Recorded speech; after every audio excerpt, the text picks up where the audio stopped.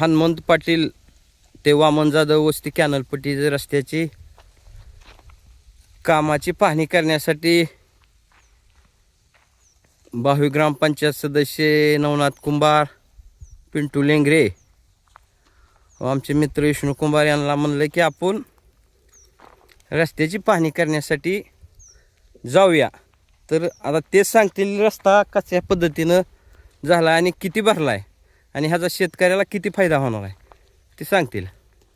साधारणतः 1989 साली 79 साली कॅनल चालू झाला.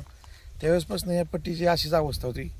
शेतकऱ्यांना येण्या जाण्यासाठी पावसाळ्यात भयंकर आपदा व्हायची. पण आता ही रस्ता साधारणतः 12 ते 15 फूट उंचीचा होऊन 2-2.5 फूट उंचीचा भरलेला आहे. जागोजागी शेतकऱ्यांची जिथं वाटा आहेत तिथं उतरण्यासाठी रॅम्प बनवलेले आहेत. त्यामुळे आता अडचणीचा प्रश्न कुठलाही राहिलेला नाही.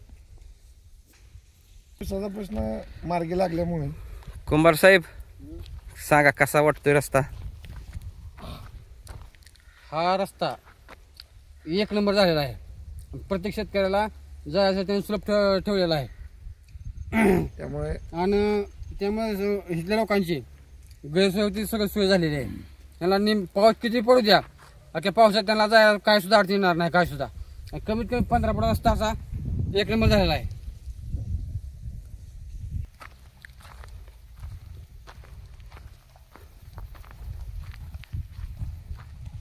विष्णू साधारण ते किती फूट भरलाय रोड ते बघा, खाली उतरून बघा बरं. 2.5 ते 3 फूट रस्ता भरला अध्यक्ष. हो जोक नाही, कमरे लेवल आहे. कमरे लेवल आहे बघा. 2.5 ते 3 फूट रस्ता भरला अध्यक्ष. इथं कधी पावसाळ्यात ह्याची काय आरायचा प्रश्न येईल का आता. गावात नाही का अध्यक्ष. चालू पावसात सुद्धा बुज जातील की शेतकऱ्यांच्या राव. आता इथल्या शेतकरी सगळ्या अडचणी दूर झाल्या सगळ्या. आणि जवळपास मला वाटतं 20-25 दिवस झालं काम सुरू आहे. आणि अजून पण एक 5-6 दिवस लागतील साधारणतः. हां, हनुमंत पाटील यांच्या वस्तीपर्यंत जाण्यासाठी अजून 5-6 दिवसाचा कालावधी लागेल. इथला झाल्यानंतर तिकडे सुशील जाधव ते उत्तम केचे ते सुशील जाधव हां या ठिकाणी पुढचं काम चालू होणार आहे. हां उत्तम प्रकारे काम झालेलं आहे. सगळं चुपून हे सगळं व्यवस्थित असं काय केलंय म्हणून कसं नाही, काय खटगं नाही, खोटं नाही, काय नाही, सगळं एकदम एक नंबर काम झालेलं आहे. कॅनल चालू होऊन 10-20 वर्ष कॅनल चालून तरी गेलं असं कॅनल पट्टी नव्हती, तशी कॅनल पट्टी झाली आता चालूला अध्यक्ष. रस्त्याची पाहणी करायला आलेलो आहे.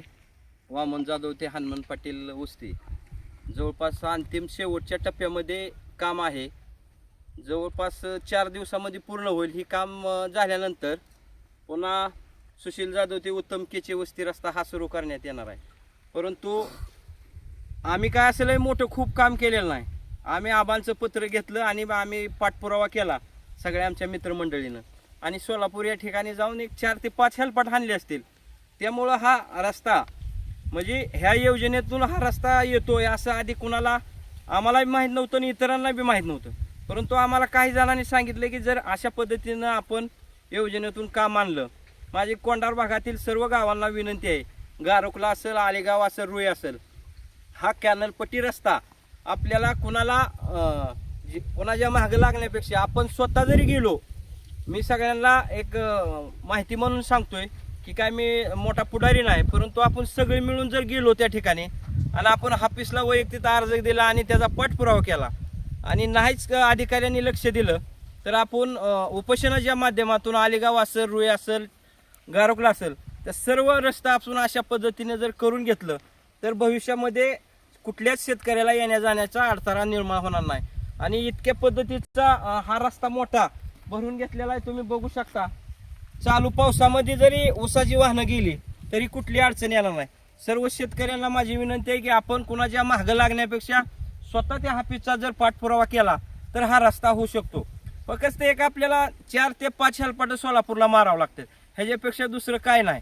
जी माहिती नाही ती आम्ही आंदोलनाच्या माध्यमातून माहिती करून घेतली. हा आमच्या टाकळी गावात खरोखरच आम्ही मोठीपणा म्हणून सांगत नाही, पण न होणारं काम ही झालेलं आहे आणि एकदम शेतकरी आनंदी आहेत आणि त्यांना आनंद मिळाल्यामुळं आम्हाला सुद्धा आनंद मिळतो हे काम करत असताना.